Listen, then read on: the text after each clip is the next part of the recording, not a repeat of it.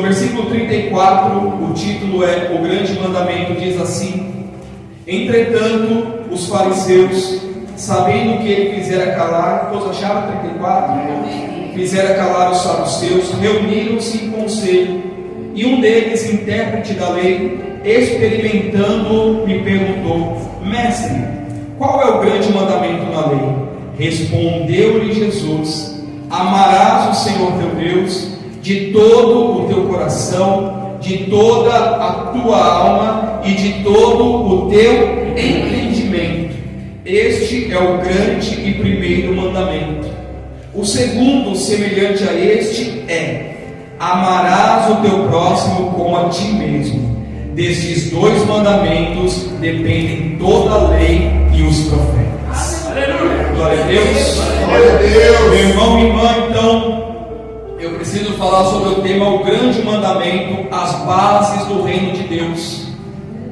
Nós temos o reino de Deus fundamentado em sua palavra, e existem alguns atributos, alguns requisitos para aqueles que querem estar no reino de Deus e querem entrar no reino de Deus. Você lembra que toda e qualquer prova que você faz é para adquirir alguma coisa, uma vaga, um emprego, um conhecimento? Você precisa ser provado para você poder aspirar àquela oportunidade, não é assim? Coloca um dia ali, observa como trabalha, não é assim? Por que no reino de Deus, muitas das vezes, a gente acha que pode sair atropelando as coisas? As coisas no reino de Deus são mais organizadas do que as coisas na terra. Falava da quarta e vou repetir agora: não é o reino de Deus que está submetido à terra, a terra está submetida ao reino de Deus.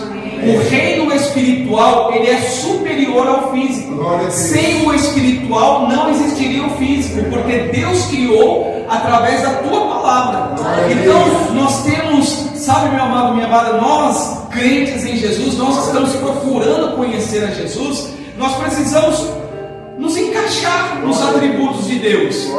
Então aqui Jesus, sendo experimentado, ele havia acabado de explicar sobre a ressurreição, e logo os intérpretes da lei, e para você que não sabe, ou você que sabe também, os intérpretes da lei na época de Jesus eram os doutores, eram os letrados, eram aqueles versados na letra, na Torá, na lei de Moisés. Então eles tinham, humanamente falando, todo o conhecimento.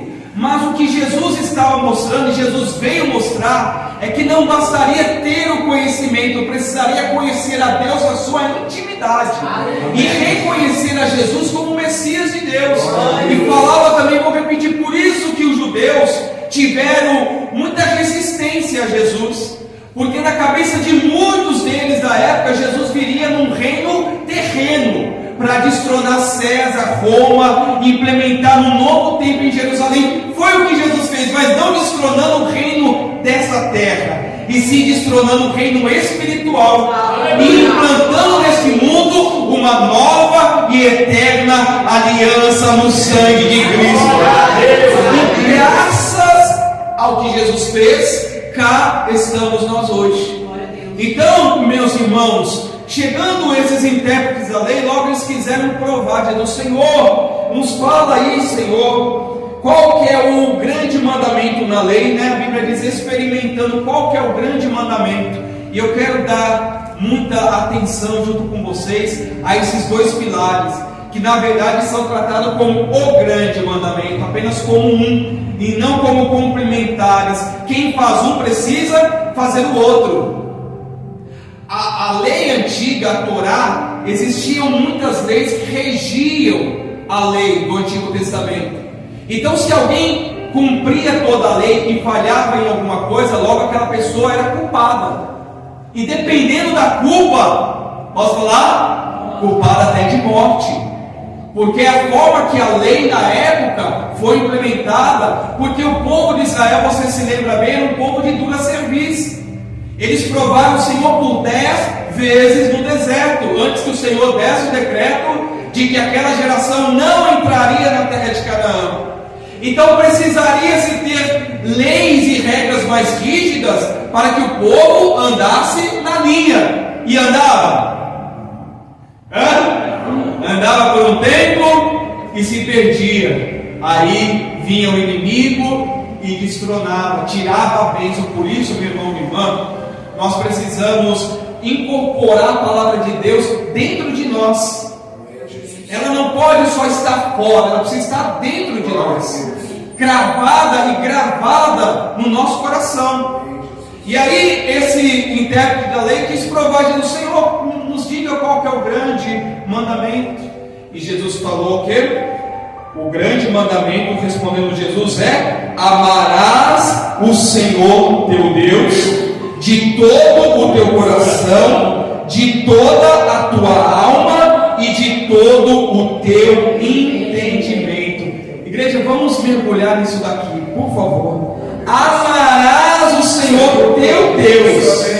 Nós precisamos amar ao nosso Deus, um amor de uma reverência tremenda, um amor que não se negocia, um amor que não se mede. Glória a Deus. Porque muitos crentes hoje querem amar o Senhor, meu irmão. Se o Senhor for, se o Senhor me abençoar, eu vou amá-lo. Não. Verdade. Tem que amar o Senhor pelo que Ele já fez por nós.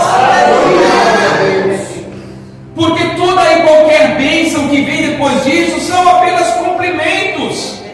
Em Jesus, O diabo quis mostrar para Jesus, tentando Jesus, comparando o reino de Deus a este mundo, sim ou não? Sim.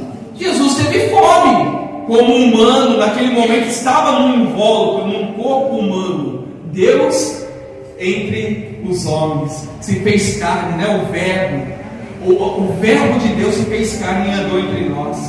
E Satanás disse o que para Jesus? Se tu és Deus, transforma esses pães, essas pedras em...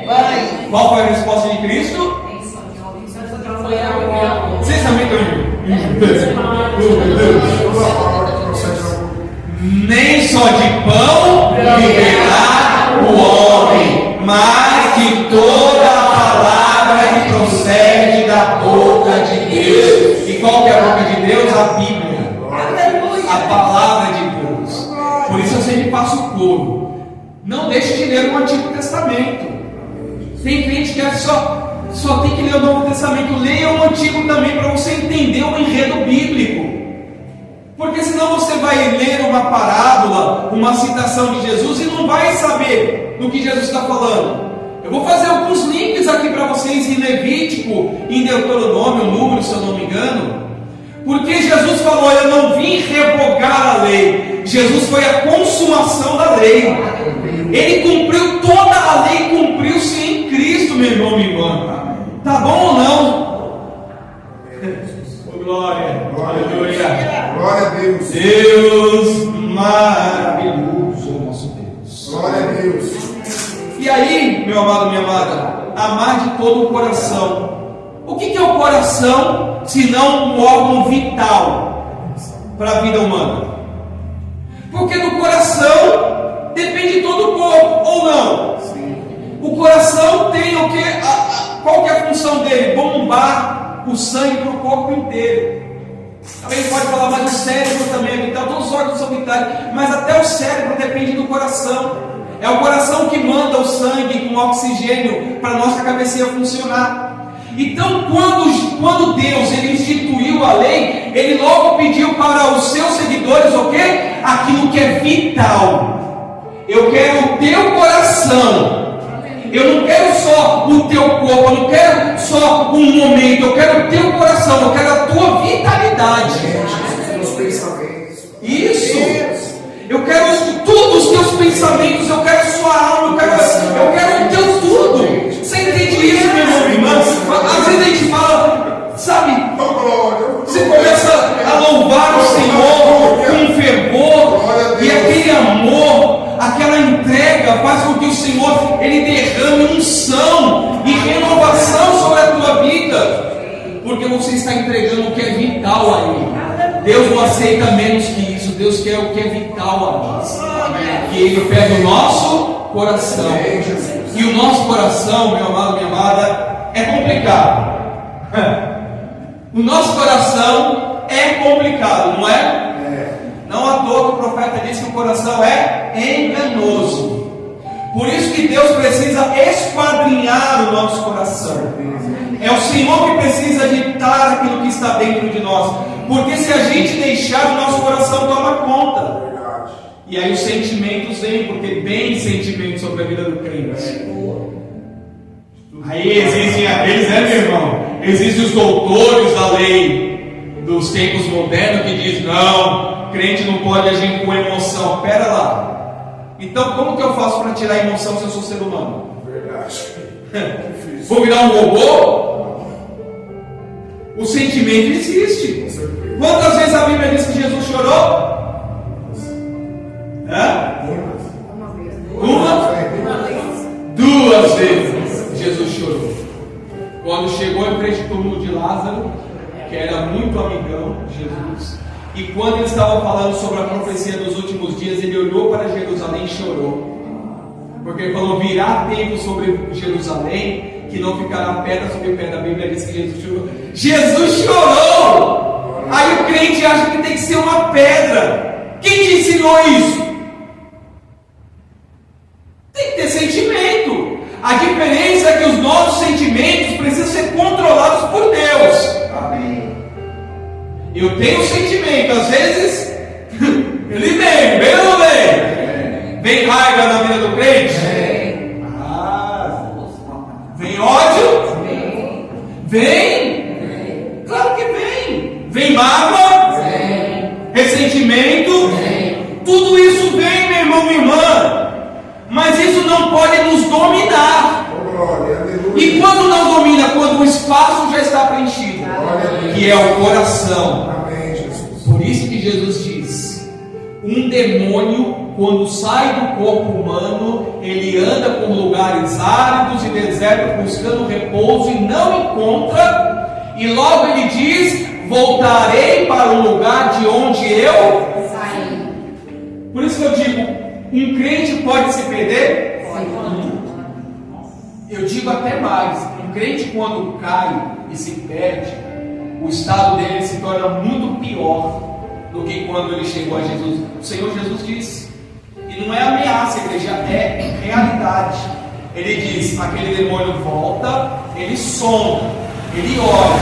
Se ele vê o coração limpo, ornamentado, vazio, logo ele entra. Por isso que eu digo: não tem vácuo no reino de Deus. Não tem esse negócio: eu não estou tão bem, mas eu não estou tão mal. Ou você está bem ou você está mal. E nesse imbróglio de dizer: não estou mais ou menos, muitos se perderam. Aí a Bíblia diz que quando o diabo volta, ele traz consigo outros 7 piores do que ele. E o estado inicial daquele homem se torna muito pior. O estado final se torna muito pior do que o inicial. Por isso que você vê crentes hoje perturbados, vê ou não vê? Porque deixou o seu coração vazio da palavra e de Deus. Aí vieram os sentimentos, não colocou o Senhor como primeiro no seu coração, e o inimigo se aproveitou. E existem sinais.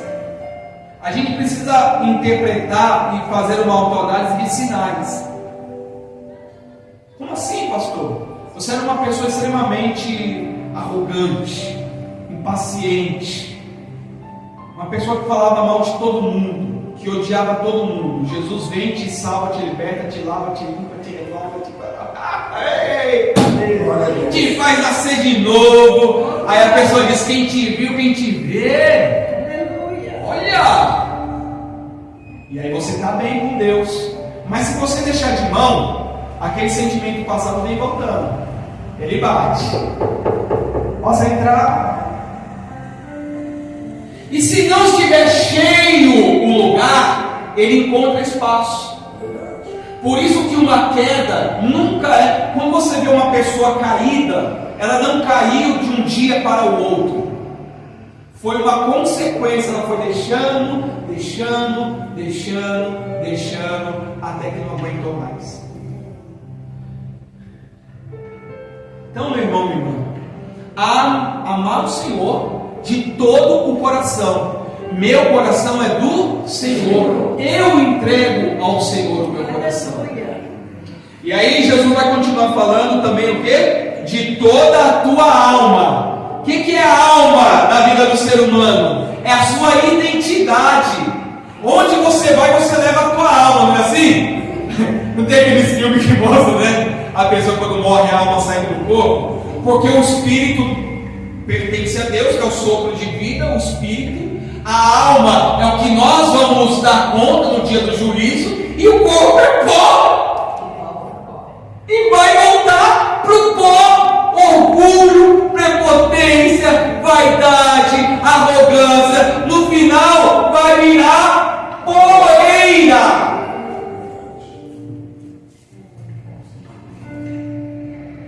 Por isso, até os que estiverem vivos na volta de Jesus, a Bíblia diz que serão transformados.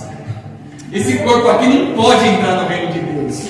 Nosso corpo corruptível, ele não tem condições de entrar no reino de Deus.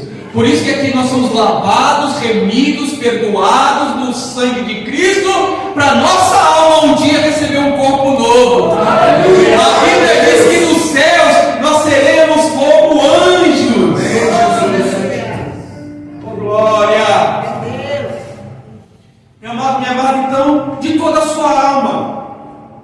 Por isso que, assim, não dá para aceitar de verdade. Igreja pentecostal, nós somos uma igreja pentecostal, glória a Deus. O que é a igreja pentecostal? Que crê no batismo do Espírito Santo, que foi inaugurado lá no Atos dos Apóstolos. Igreja pentecostal precisa ser uma igreja fervorosa.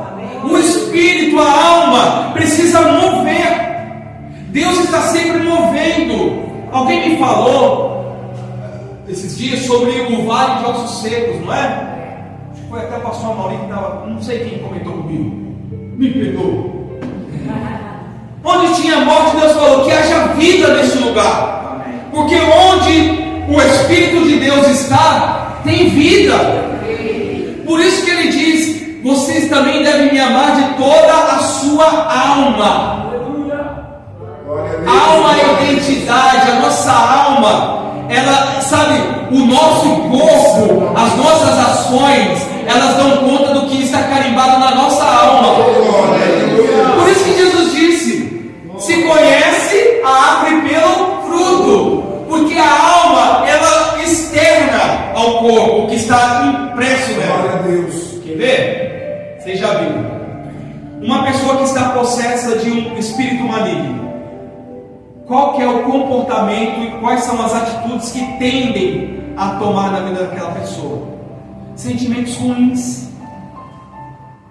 Não estou falando aqui generalizando, mas a intenção do diabo é essa. É bíblico. Ele veio para roubar, matar e destruir. Então ele não quer vida, ele quer destruição. Por quê? O que está impresso na alma daquela pessoa é a marca das trevas. Agora, crente, se o que está impresso na sua alma é luz, então logo você tem que brilhar. Amém, Jesus. Para a glória de Jesus. Ele disse: vocês são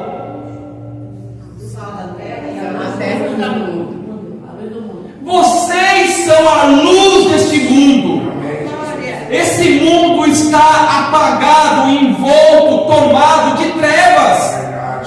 Por isso que a nossa alma clama. A gente vê as injustiças, a gente chora, a gente geme, porque em nós há uma luz e a gente fica revoltado dessas trevas. E Jesus também falou, meu irmão, somos o sal da terra. O que dá sabor é o sal. Não é? Pastor, licença, eu já cheguei a ver muitas possessões assim, inclusive da minha mãe, minha própria mãe biológica. E o sentimento assim, quando estava incorporado, era de ódio, de odeio, desgraçado. Desculpa o termo. Quem já presenciou uma possessão maligna é exatamente isso. A pessoa fica desfigurada. Ela exala ódio. Ela diz: vou matar, vou destruir, vou acabar com ela. É o que exala uma possessão maligna, porque o que está impresso naquela alma é um mal, e é só Jesus para libertar. E colocar uma nova impressão. Por isso que Jesus pede, Deus nos pede a alma. A gente precisa ter aleluia. Glória a Deus. Glória a Deus. Uma aliança com a nossa alma em Cristo. Porque pelo atalho o diabo sempre quer oferecer alguma coisinha, né? Senhor Jesus, se tu és Deus. Aliás, tem a parte que leva Jesus ao pináculo do templo e diz: olha, se você prostrar e me adorar, eu vou te dar todo esse reino, porque tudo é meu. Está vendo, meu irmão, minha irmã? A gente não pode ter o coração muito, não. A gente não pode ter o coração preso a esse mundo. Não estou falando que a gente não tem que aspirar, almejar as bênçãos. Sim, as bênçãos de Deus são boas. Amém. Mas a nossa alma não tem que estar presa a essas coisas. E aí Jesus também vai dizer o quê? E de todo o entendimento. Então a gente tem que servir Jesus com sabedoria. E quando ele diz entendimento, não é o entendimento desse século, porque o entendimento desse século, os sábios desse século serão destruídos, porque não dão glórias a Deus. Entendimento, tenha entendimento, meu irmão, minha irmã. Quem gostava de tirar 10 na escola? Eita! A gente tinha intenção, né? Olha, deixa eu ver. 5% levantou a mão. Misericórdia, deixa eu ajudar. Eu gostava. Que susto. Vou só tirar a bola. Eu tinha intenção, mas eu tirava. Então aí você está vendo? Não, eu vou pegar a palavra de vocês. Eu vou pegar a palavra de vocês esta manhã. Eu tinha uma intenção, mas por que não tirava? Porque faltava dedicação, entendimento, esforço. Não adianta ficar culpando os outros. Não, a gente não pode culpar os outros por nossas falhas. Se você quer ter entendimento com Deus, busque ter entendimento. Amém, Senhor. Aí esse dia eu estava orando, o Senhor até falou no meu coração que a gente tem o hábito de falar Shalom Adonai na igreja, né? E não é judaizar a igreja. O Shalom Adonai é uma palavra de bênção. Aí o irmão ontem me interpelou, me perguntou, a irmã também, e o Espírito Santo já tinha me falado: explica para o povo. Eu expliquei, é porque vem vindo um povo novo, aí a gente precisa renovar. Então me perdoa não ter explicado antes. Shalom Adonai, Shalom é paz, integridade, a plena paz do Senhor. E Adonai é Senhor. Então quando a gente fala Shalom Adonai, é que a integridade do Senhor esteja sobre a sua vida, que a paz plena de Jesus esteja sobre a sua vida. A igreja fala Adonai Shalom, né? Adonai Shalom, que o Senhor seja a tua paz. Amém. Meu irmão, minha irmã, isso são coisas boas. E o que é bom, a gente tem que reter. A Bíblia fala, retém, pode ouvir de tudo, mas retém o que é bom. Vamos reter o que é bom, meu irmão, minha irmã. Porque a gente precisa crescer em entendimento. Tem crente que ainda está no jardim, como é? Jardim da infância, como chamava? Jardim da infância. Jardim da infância, minha irmã? Tem crente que já está um tempão na igreja e está no jardim da infância.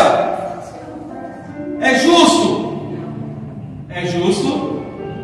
Aí chega lá no dia da reunião da escola, né? Aí vai lá a professora, pega o boletim, né? Aí vem o boletim lá. Aqui, como diz o pastor Venâncio, aqui azedou o pé do frango. 4, 3, na minha era de 6 para cima. Não, assim a nota, né? Boa. Mas para a glória de Deus, mamãe, minha mãe não via o dia e ela vai se receber. Se eu tiver família, ela vai me falar. Pá! Ela não via o dia da minha reunião na escola. E para a glória de Deus, o Senhor estava trabalhando na minha vida ainda. E aí era de 8 para cima. E a professora ficava falando, rasgando elogio de mim, ela ficava toda.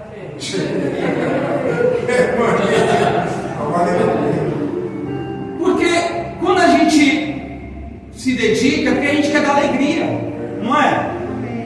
E muita coisa que a gente não teve entendimento no passado, a gente sofreu. Aí hoje era para a gente estar muito melhor com Deus, muito melhor na nossa vida pessoal, e a gente está ainda batendo ali na pedra, mas porque falta entendimento. Então, meu irmão, minha irmã, tem que ter entendimento. Onde você quer morar? No reino dos céus. Então entenda como funciona o reino dos céus. Você não pode ir num lugar se você não entende aquele lugar, né? Aí a gente vai numa festa de gala com roupa de esporte, com a camisa do Corinthians. Nem entra. Camisa do Corinthians, nem entra. A do Flamengo também não entra não, viu, meu irmão? Falando isso tem hoje, né? Mas deixa pra lá. No final do dia a gente fala sobre essas coisas. Gente, decide. Se o Corinthians perder, vai ficar me enchendo a paciência. E quando o Corinthians ganhou, eu só mandei um oi. Ei! Já tá assim, ó a vingança. Já tá assim, ó. Tá. Meu irmão. Eu provoquei. Quando o Corinthians ganhou, Provocou? Eu não provoquei. Eu provoquei, ele ficou 30 dias no meu campo. Ih, meu Deus, não vou mais provocar. E o Corinthians jogar com um time que não tem nada a ver, ele mandava pra mim. Eu falei, meu Deus, ficou quase 30 dias no meu campo. Ele é assim, meu irmão? É assim, aí eu mando chorando. Mas vamos voltar para cá. Já tivemos tempo de descontração. Vamos voltar. Então, meu amado, minha amada, alma é integridade, é entregar o nosso tudo, o controle. O corpo sem alma é morto. A Bíblia fala, né? Que assim como a fé sem obras é morta, o corpo sem a alma ou sem o espírito, né? Conceitualmente falando, é morto também. Então, é a gente entregar a nossa vida para o Senhor, o controle da nossa vida, em nome de Jesus. E aí, quando eu falo para vocês, para cada um de nós termos entendimento, é exatamente por conta disso. Olha de onde vem, né? Lá em Deuteronômio, quando o povo, a nova geração, estava se preparando para entrar na terra prometida, Moisés trouxe à luz tudo que o Senhor tinha falado para o povo no Êxodo. Porque Deus falou, Deus mostrou, o povo errou e não entrou na terra. Você está vendo? Se a gente não tem entendimento, ou se a gente um dia se perder, não é por conta de Deus, é por nossa causa. Deus é o nosso ajudador. Olha quem somos nós, hein, igreja? Sou até misericórdia, Senhor. Quem somos nós? Mas Ele é o nosso ajudador. E lá Ele diz: ouve Israel, o Senhor nosso Deus é o único Senhor. Amém. Amarás, pois, o Senhor teu Deus de todo o teu coração, de toda a tua alma e de todas as tuas forças. Força e entendimento. Você está vendo? Por isso que eu falo para vocês mergulharem na palavra, porque Jesus era judeu. Amém? Da tribo de Judá. A profecia do Messias, ascendendo da tribo de Judá, descendente de Davi. Amém? Então a gente precisa dedicar, a gente precisa buscar, a gente precisa amar mais o Senhor. Meu irmão, minha irmã, olha, eu não sei você, mas eu não ligo de ser chamado de fanático, não. Não fanático de ficar, você está me entendendo, não é? Mais ou menos, pastor. De amar o meu Senhor, de amar. Hoje vai ter engraçado. Vou contar. Aí parei para abastecer o carro, colocar ouro, Demais. Aí fala assim, põe 50 aí, o cara pega o bico da bomba, chega aí. Já foi, pode ir embora. 50 já põe aí no apoio. Aí paramos para abastecer, baixei o vidro, né? Aí o cliente diz, tá elegante, tá bonito. Eu, obrigado. Porque, aí eu falei para ele, obrigado, porque o meu Senhor merece o melhor. Glória a Deus. Então, meu irmão, minha irmã, tudo conta, todo detalhe conta, tudo que a gente faz para o Senhor conta. Essa dedicação à alma, ao espírito, ao coração é isso. Em tudo eu me lembro e faço o melhor para o meu Senhor. E se não pode fazer o melhor que não faça, porque Deus merece o melhor. Ele nos deu o melhor. Ele nos dá o melhor. Aleluia. Aleluia. Glória a Deus. Glória a Deus. Aleluia, meu irmão, minha irmã. Vamos, sabe? E ele diz: esse é o primeiro mandamento. Esse é o grande primeiro mandamento. Aí Jesus vai equiparar aqui o segundo. Ele diz: o segundo, semelhante a este, é: amarás o teu próximo como a ti mesmo. Desses dois mandamentos dependem toda a lei e os profetas. Por isso que eu digo que sempre está na conta do crente, né? Porque é sempre nós que conhecemos a Deus, a obrigação de amar o próximo é nossa. Que conhecemos a Deus, em comparação a quem não conhece. Está dando exemplo, né? Não, quando amo, pisa no nosso carro, nos humilha, nos apronta. Oh, te amo. Te amo. A Bíblia fala certa vez de suportar, né? Suportai-vos uns aos outros. Então, o amor também vem disso, não vem, igreja? Eu estou vendo marido e mulher. Vocês não perdem mesmo, hein? Só estou vendo aqui. Então, Jesus equipara, ele diz o seguinte: tudo bem, você está amando o Senhor de toda a sua alma, de todo o seu coração, de toda a sua alma e de todo o seu entendimento. Ele diz: o segundo semelhante, ele nem coloca acima nem abaixo, ele diz: semelhante esse é: amarás o teu próximo como a ti mesmo. Aí uma coisa que pouco se fala, se ouve, vamos falar junto, vamos nos ouvir. Amarás o teu próximo como a ti mesmo. Você entendeu que você precisa se amar?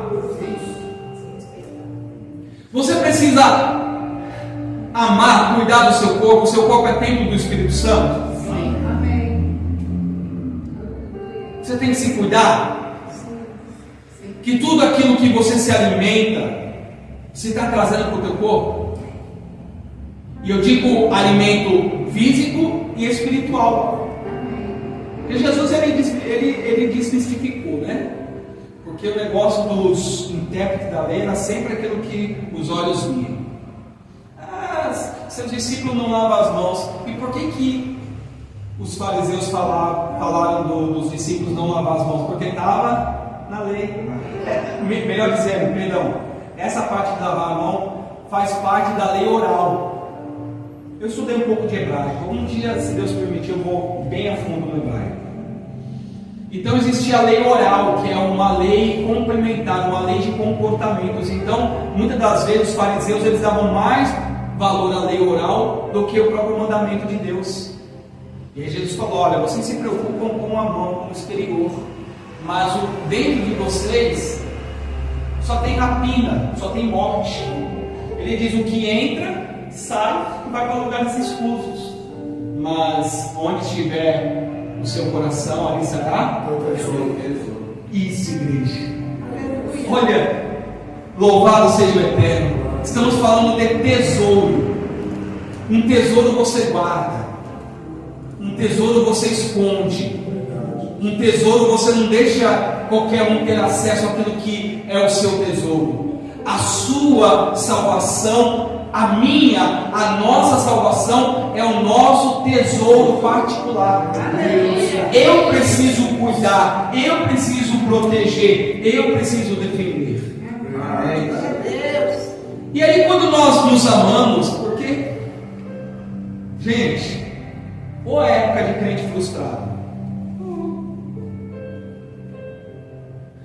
Tem pessoas que se dizem crente, que são pessoas totalmente abatidas. O Espírito Santo é vida. Verdade. Prova. Vou chorar aqui. Jesus. Prova. Ei, pastor, vou chorar. Você chorar comigo. Prova todos nós passamos, mas isso não é desculpa para a gente ser uma pessoa mal-humorada.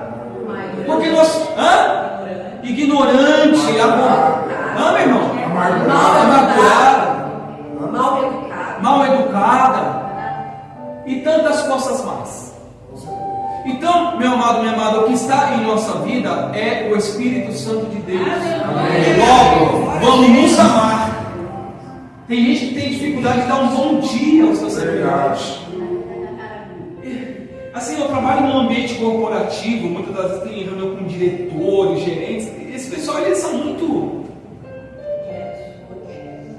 Eu falo, Senhor, não vou deixar o meu DNA de lado.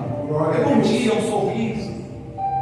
É a alegria que Deus colocou em mim. Às vezes eu olho do outro lado, a pessoa está toda carrancuda, mas eu entendo, ela não conhece Deus, eu não conheço. Faz a diferença. Então eu vou mostrar a identidade que está em mim. O que a gente quer? Estou na revolta! Ei, pastor! Estou na revolta! Cara de leão! Né, os guerreiros de Davi. Cara de... Sim, tem momentos que a gente fecha a cara e vai pra cima. Mas a gente não pode ser um crente que tudo é cara fechada. Seja alegre, seja feliz, viva uma vida leve. Você me entende? O Espírito Santo, ele traz essa paz. Ele traz o shalom sobre nós. Amém. Meu irmão, minha irmã, e para terminar aqui em nome de Jesus, isso também está lá na lei. Não te vingarás, nem guardarás ira contra os filhos do teu povo, mas amarás o teu próximo como a ti mesmo. Ele usou o Senhor. Glória a Deus.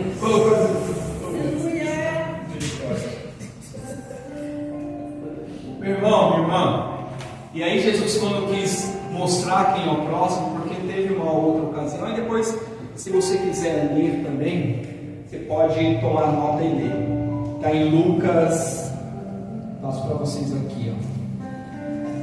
Está nas minhas anotações aqui. Está em Lucas 10, 25, 27. Só não abre agora, por favor. Amém? Amém? Ninguém está abrindo agora, amém? Dá uma olhadinha para o lado, dá uma olhadinha para o lado. Vê se tem alguém abrindo. Já abriu. Então fecha.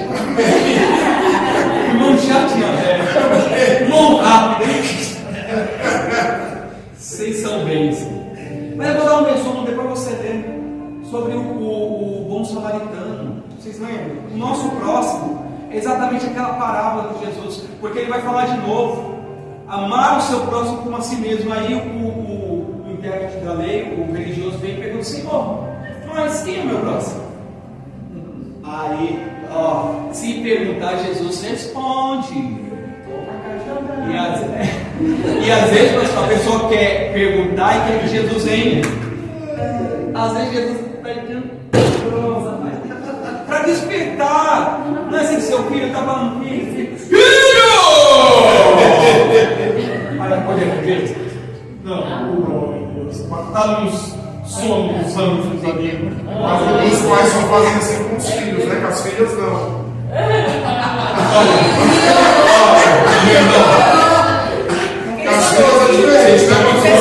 Vocês estão me complicando essa manhã. Eu estou olhando uma carinha vermelha. Vamos deixar esse assunto para outro momento.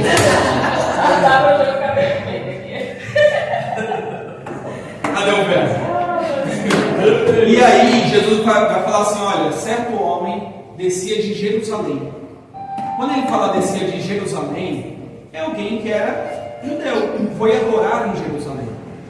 E aí ele diz: ao descer, esse homem foi atacado por salteadores e quase foi à morte. Aí Jesus diz: descendo um profeta, um sacerdote. Descendo um sacerdote, olhou para aquele homem e passou de largo. Não é comigo. Aí depois desceu um levita, olhou e passou de largo. Aí Jesus diz: descendo um samaritano, viu o homem à beira do caminho, se compadeceu, o ajudou, o levou ao estaleiro, pagou, deixou já uma reserva para os custos adicionais, e se faltasse depois ele ia passar para pagar. Aí Jesus pega e vira para o... Vai perguntar. Quem foi o próximo? Aí ele diz: o homem que acolheu o ferido. Não falou que foi o samaritano. Porque havia uma luta ideológica entre samaritanos e judeus. Eu vou contar essa história em um outro momento para a gente não sair do foco, mas é uma história bem interessante. Então, meu irmão, minha irmã, o nosso próximo, muitas das vezes, é aquela pessoa que não necessariamente a gente quer ajudar. Mas se a gente pode, se está em nossas mãos o poder de ajudar e nós não ajudamos, a Bíblia diz que nós pecamos. Então, se na minha mão há o poder de ajudar, por que não fazer? Meu irmão, minha irmã, vamos levar isso a sério, em nome de Jesus? Vamos amar o Senhor de todo o nosso coração, de toda a nossa alma e entendimento. E vamos amar o nosso próximo como a nós mesmos, em nome de Jesus. Vamos renovar esse voto diante de Deus, em nome de Jesus. Se você renova esse voto comigo, dando glória a Deus. Glória a Deus, Senhor.